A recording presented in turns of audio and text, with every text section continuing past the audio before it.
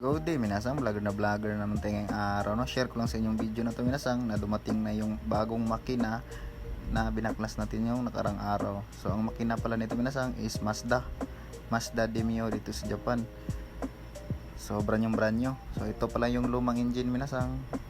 Kaya namin to pinalitan ng makina kasi ang problema lang nito, minasang, is overheat. So napakasayang, no? Overheat kasi naglilik lang yung coolant sa water pump. Tapos parang malaki na din yung play sa water pump, no? Tapos yung pagpaandar namin nito yung karang araw is malakas na din yung bulwak sa radiator yung tubig, kaya nagpasya yung company namin or shop namin na palitan na lang ng bagong makina, no? Grabe talaga dito sa Japan, minasang napakasayang, no? Kung sa Pilipinas pa to, it's either top overhaul lang to or papalitan lang yan ng water pump, no? Dito talaga sa shop namin palit talaga. So sa nakita nyo, minasang, hindi pa natin yan nakabit kasi mahinintay lang tayo na pisa, minasang, mga pisa papalitan kasi